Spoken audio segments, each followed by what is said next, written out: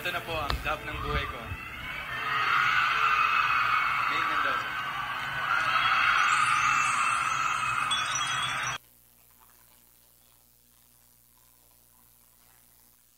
Welcome back mga kaldab. Ito na naman po ang inyong lingkod, si Mr. Destiny.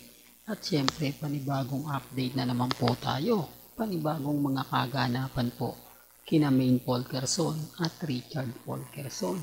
Ngayon mga kaldab, family weekend o family bonding moment. Kaya nga po dito itong video ang magandang tignan natin ngayong family bonding. Taliwas po sa mga issue ngayon mga kaalab. Huwag na po nating i-stress pa yung sarili po natin, lalo na po dun sa social media. Ako na lang po ang bahala sa inyo. Kumbaga sasabihin ko na lang po sa inyo yung mga nangyayari. Huwag nyo na pong tangkayin pang magkomento sa mga post ng army, ng mga katlin. Talagang hindi po tayo mananalo kasi account po nila yon, di po ba? Gumagawa po sila ng dami account para lang mapagtanggol yung sarili nila, di po ba? Kasi alam nyo, sabi nga po nila, mga dami account ko lang daw po ang nagko-komento pabor para sa akin. Gawain po kasi nila yon, kaya ibinibintang po sa atin.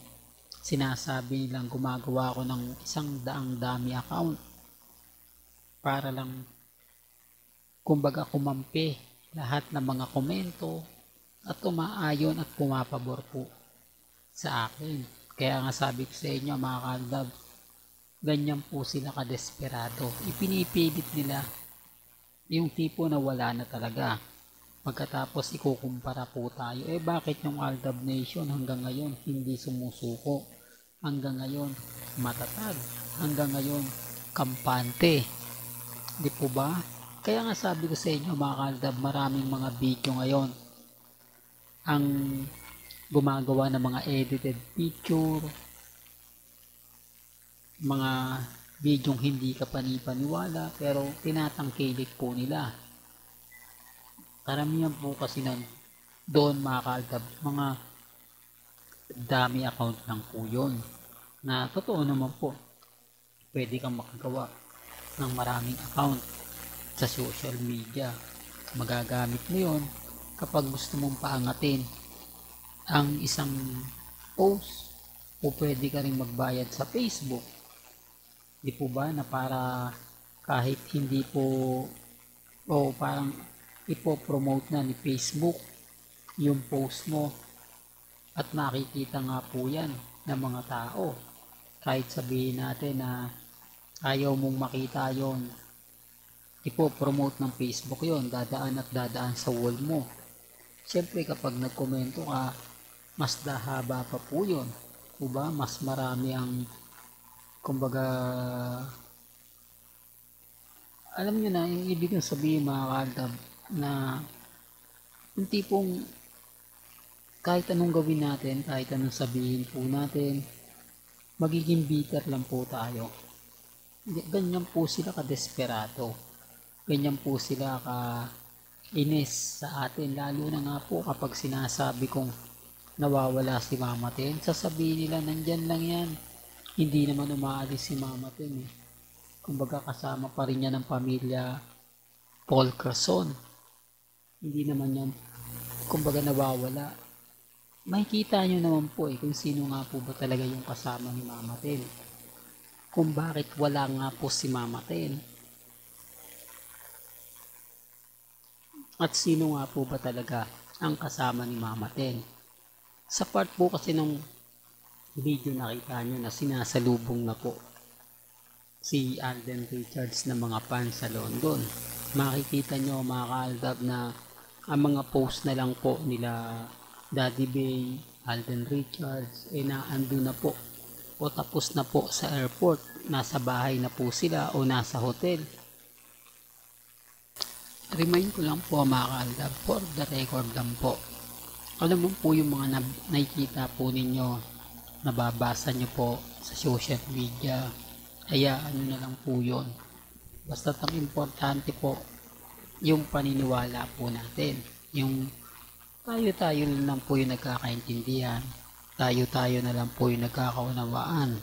Kasi kung ipupush nga po lagi natin yung mga bagay-bagay, talaga naman pong ibabash lang po tayo. Sabi ko nga po sa inyo, ganyan po sila kabiter. Ganyan po sila apektado. Lalo na nga po kapag ang Aldab ang pinag-uusapan. Medyo komplikado para sa kanila. Pero pag ang Army and Kat din, talagang umaayon agad sila at pabor na pabor. Ito yung sinasabit madalas kong pinapaliwanag mga kaaldab, ang pagkakaiba po ng Kat din. Kasi sinasabi nga po nila na nasa London nga po raw si Catherine Bernardo. Paano mapupunta sa London mga kaaldab? Hindi po ba? Paano mapupunta ron? Nasa BCG po si Catherine Bernardo. May mga post, may mga update na talagang nagpapatotoo. Kaya nga sabi sa inyo, ako po yung tipo na kumbaga updated pero hindi ko naman po yun pinopost. Bakit ko naman po ipopost yun? Di po ba? Cut din nga po yun. Hindi ko na lang po siya pinapansin. Pero kapag ito na po ang pinag-uusapan, ang ibig kong sabihin kapag mga ganito ng bagay po ang topic at syempre apektado na po tayo, doon lang naman po ako nagsasalita. Doon ko lang naman po kinukwento at sinasabi po sa inyo. Diba? Na huwag niyong paniwalaan yung mga bagay na ganon. Pangiinis, pangaasar lang po nila yon sa atin. Lalo na nga po ngayon na malapit na nga po ang 10th year anniversary ng Aldab Nation. Isa po ito sa rason at dahilan kung bakit po sila naiinis, kung bakit po sila affected. Dahil nga po malapit na ang pagbabalik ng Aldab. Ramdam na ramdam po nila yan sa social media. Dahil kayo na nga po nakapagsasabi, kayo na nga po nagpapatunay na talagang kung titignan at susuriin nyo lang po, tayo talaga yung wagi. Bakit nga po ba mas marami sumisimpatya sa atin? Mas marami ang nagsasabing baka totoo naman ang sinasabi ni Mr. Destiny. Hindi po ba? Hindi mo ine-expect na ganun po yung magiging komento nila. Hindi ko ine-expect na marami pa rin ang kumakampi na neutral.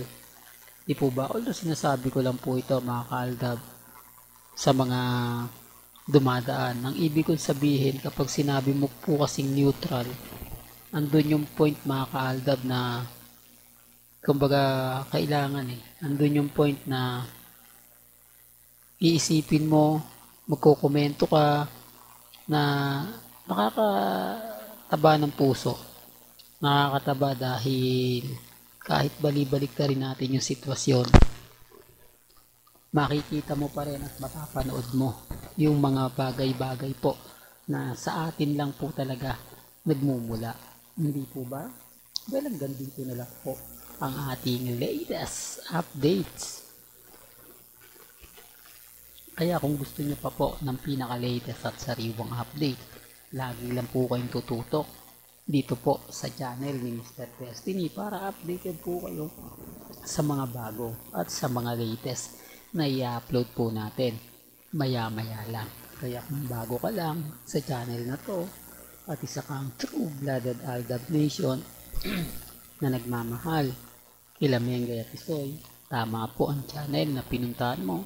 Kaya consider na po kitang bagong subscriber at huwag mong kalimutang i-share ang mga video po natin sa mga mami, sa mga titas at sa mga sinyon. Hanggang sa muli, salamat po sa panonood at pakikinig.